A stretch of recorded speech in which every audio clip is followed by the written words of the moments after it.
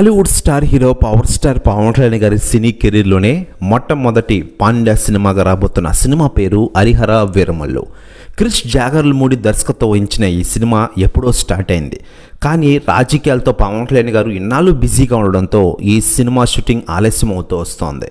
దీంతో ఈ cinema shooting balance ఇటీవలే పవన్ కళ్యాణ్ గారు కంప్లీట్ చేశారు. మధ్యలో క్రిష్ జాగర్లమూడి ఈ సినిమా నుంచి తప్పుకున్నారు.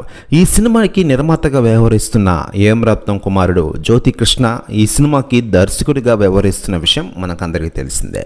ఇక ఇదిలా ఉండగా ఈ సినిమా యొక్క పార్ట్ 1 షూటింగ్ ఇటీవలే ఫినిష్ చేశారు పవన్ కళ్యాణ్ గారు.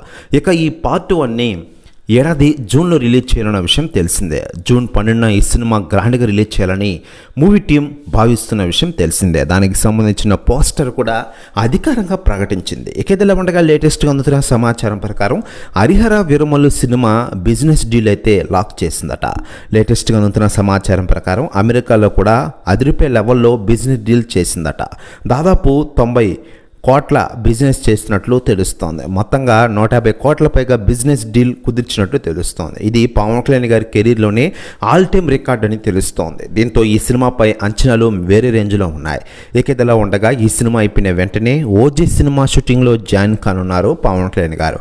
ఓజీ సినిమాలో గ్యాంగ్స్టర్ పాత్రలో పవన్ కళ్యాణ్ గారు మెరవనున్నారు. ఇది కూడా ఒక పాన్ ఇండియా సినిమా. సుజిత్ డైరెక్షన్ వహిస్తున్న ఈ సినిమాని వచ్చేడాది రిలీజ్ చేయాలని చూస్తున్నారు మూవీ మేకర్.